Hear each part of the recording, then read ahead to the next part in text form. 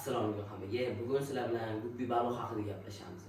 Guppi baliqni ko'paytirish, guppi baliq qanchada ko'payadi, guppi baliq necha yoshga to'lganda ko'payishni boshlaydi, voyaga yetadi ya'ni. Shunaqalar haqida gaplashamiz.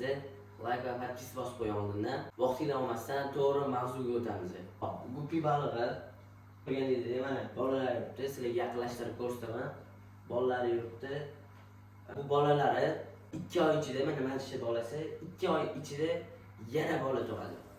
Tushuntira oldimmi sizlarga? Bu balig'i bitta tug'ganda, endi tug'ishni boshlagan bo'lsa, tug'ishiga 1 oy, 2 oy bo'lgan bo'lsa, 50 tagacha tug'adi. O'sha 1 yil, 1,5 yil, 9 oy, shunaqalar bo'lganda guppi balig'i o'sha 200-250 ta tug'adi.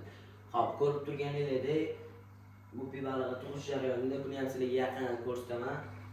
Tug'ish jarayoni bittasi o'sha tug'ib qoladi, ertaga yoki bugun kech payt tug'adi.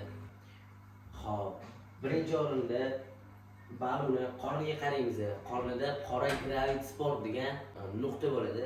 Shu nuqta qancha kattalashsa, bolalari ham shuncha tez tug'adi. Ya'ni yaqin, tug'ruqda yaqin bo'ladi. Xo'p, ikkinchi farqlashni ko'rsataman. O'sha gravit sport degan joyi ham kattalashadi birinchi o'rinda, ikkinchi o'rinda keyin qorni ham kattalashadi. Qorni ham kattalashganga yarasha baliq tez suzmaydi, sekin suzadi, tepalariga chiqib qoladi. Jim turadi baliq. O'shanda tug'ishiga 5 kun yoki 4 kun qolgan bo'ladi. Xo'p, tug'ish alomatlarini bilib oldinglar. Endi baliq necha gradusda yaxshi suvda maza qilib yurishini, jaydar qilib aytganda suvda maza qilib yurishi necha gradusda bo'lishini aytaman. Gradusi 22 dan 25 gacha bo'lishi kerak. 24, 23, 22. 25 ga ko'tarilib ketish kerak emas. O'sha 25 da baliq qiynaladi, suv isib ketadi. Mana menda ham hozir 24 turgan ekan. 24, 23 turibdi. Pastda hozir sizlarga yaqinlashtirib ko'rsataman. Balig'imni bolalari, o'sha guppi baliqning bolalari turibdi.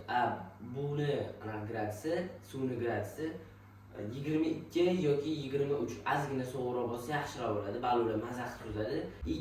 Yana bitta maslahat, baliq guppi baliq bolalari qimillab turish kerak. Filtr qo'yish kerak. Jak kuchli bo'lish kerak emas. Filtr o'rtacha bo'lish kerak. Bir xil filtrsiz qolib qo'yadi, o'zini shunaqa qo'yadi. U noto'g'ri ish. Filtr bilan tursa, hamma suv ham sirkulyatsiya bo'ladi, aylanadi. Baliqlar ham suzib tezroq o'sadi.